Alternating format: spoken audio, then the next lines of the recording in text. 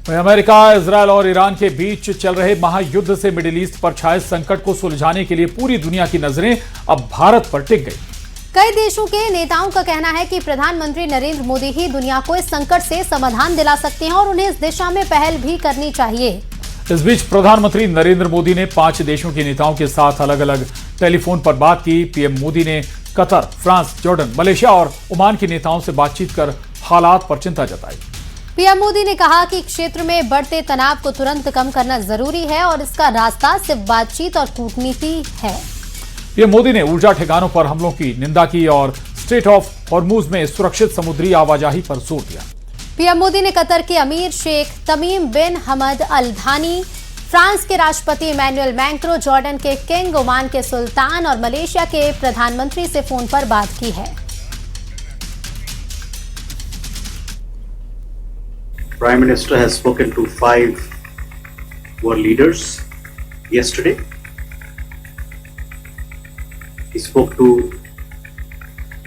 leaders of Oman, Malaysia, France, Jordan and Qatar. और भारत में Poland के राजदूत पियोत्र एंटोनी स्वेताल्स्की ने मिडिल ईस्ट संकट में पीएम मोदी की भूमिका को लेकर बड़ा बयान दिया है। उन्होंने कहा कि भारत इस संकट में एक मजबूत और भरोसेमंद मध्यस्थ की भूमिका निभा सकता है। न्यूज 18 से खास बातचीत में पोलैंड के राजदूत ने कहा कि भारत की छवि एक शांति प्रिय और संतुलित देश की है और यही वजह है कि भारत युद्ध रोकने में अहम भूमिका निभा सकता है।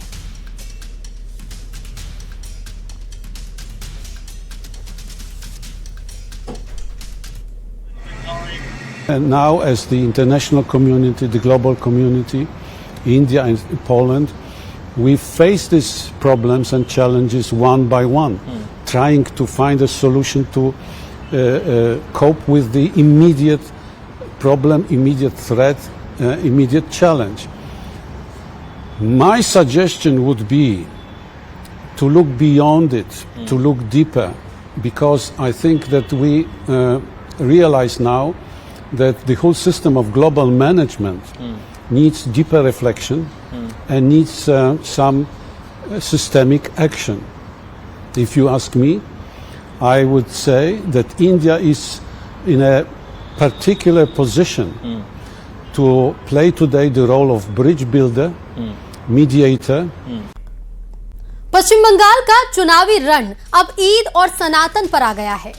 विधानसभा की चुनावी सरगर्मी के बीच ईद के मौके पर एक ओर पश्चिम बंगाल की मुख्यमंत्री ममता बनर्जी ईद की नमाज में शामिल होने पहुंची तो दूसरी ओर बीजेपी लीडर और नेता प्रतिपक्ष शुवेंदु अधिकारी कालीघाट मंदिर में पूजा अर्चना के लिए पहुंच गए। ममता बनर्जी एसआईआर पर सवाल उठाते हुए अपने संबोधन में केंद्र सरकार और बीजेपी पर जमकर बरसी, तो वहीं शुवेंदु अधिकारी ने सनातन की जीत का नारा देते हुए पश्चिम बंगाल में कमल खिलाने की बात कही और मां काली से जीत का आशीर्वाद भी मांगा।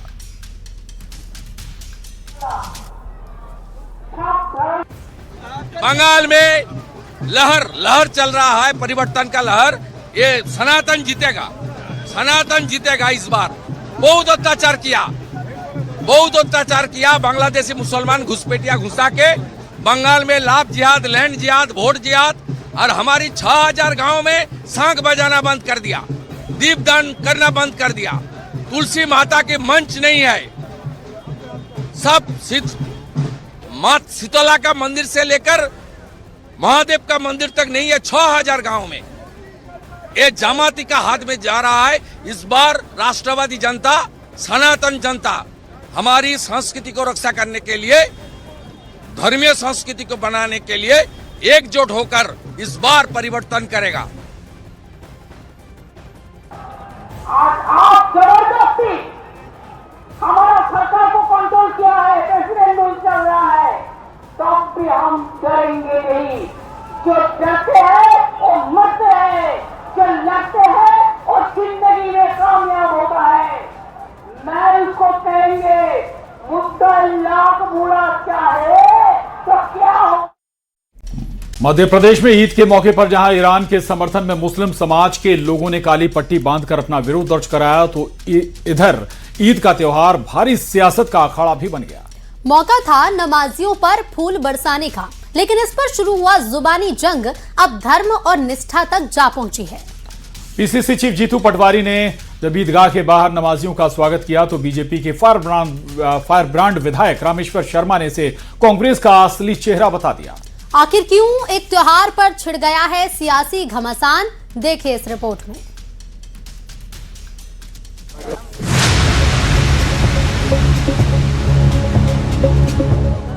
राजधानी भोपाल की ईदगाह के बाहर आज सुबह नजारा कुछ अलग था। पीसीसी चीफ जीतू पटवारी अपने समर्थकों के साथ खड़े थे और नमाज अदा कर लौट रहे अकीदतमंदों पर फूलों की बारिश कर रहे थे। कांग्रेस इसे गंगा जमनी तहजीब और आपसी भाईचारे का प्रतीक बता रही है। जीतू पटवारी ने संदेश दिया कि कांग्रेस हर धर्म का सम्मान करती है, लेकिन बीजेपी को इस पुष्प वर्षा में तुष्टीकरण की बू आने लगी। कांग्रेस के इस कदम पर बीजेपी ने फौरन मोर्चा खोल दिया। हिंदुवादी नेता और विधायक रामेश्वर शर्मा ने तंज कसते हुए इसे कांग्रेस का पैदाइशी धर्म करार दिया। रामेश्वर शर्मा ने सीधे सवाल दागा कि कांग्रेस आखिर किस ओर है, तो कांग्रेस ने भी तुरंत ही सफाई पेश की। कांग्रेस है अपना जो पैदाइशी धर्म है उसको निर्वाह कर रही है, हमें इस पर ज्यादा क्या कहना है। तो कांग्रेस है अपना धर्म निर्वाह कर रही है, लेकिन कल हमें कांग्रेसियों से मित्रों से पूछना चाहते हैं कि एक तरफ सनातन की दुहाई देते हैं, दूसरी तरफ दूसरी बात करते हैं, तो ये समझ में नहीं आता कि कांग्रेस किस पद चिन्हों पर चलना चाहती है। कोई वोट बैंक कोई होता नहीं है। किसी समाज के कार्यक्रम में जाना और उनको बधाई देना, ये कोई वोट बैंक की राजनीति नहीं है, ये सदाचार की राजनीति है कि सभी का सम्मान करो। सबका मालिक एक, उस रीति नीति पे कांग्रेस पार्टी चलती है जो महात्मा गांधी ने हमें सिखाया है। कुल मिलाकर ईद का ये मौका मध्य प्रदेश में अगले चुनाव और सियासी ध्रुवीकरण की नई इबारत लिख रहा है। एक तरफ भाईचारे की दलील है तो दूसरी तरफ तुष्टीकरण का आरोप। देखना होगा कि जनता फूलों वाली इस सियासत को किस नजर से देखती है। भोपाल से न्यूज़ 18 के लिए शैलेंद्र भदौरिया की रिपोर्ट। पश्चिम बंगाल का चुनावी रण अब ईद और सनातन पर आ गया है। विधानसभा की चुनावी सरगर्मी के बीच ईद के मौके पर एक ओर पश्चिम बंगाल की मुख्यमंत्री ममता बनर्जी ईद की नमाज में शामिल होने पहुंची तो दूसरी ओर बीजेपी लीडर और नेता प्रतिपक्ष शुवेंदु अधिकारी कालीघाट मंदिर में पूजा अर्चना के लिए पहुंच गए। ममता बनर्जी एसआईआर पर सवाल उठाते हुए अपने संबोधन में केंद्र सरकार और बीजेपी पर जमकर बरसी, तो वहीं शुवेंदु अधिकारी ने सनातन की जीत का नारा देते हुए पश्चिम बंगाल में कमल खिलाने की बात कही और मां काली से जीत का आशीर्वाद भी मांगा।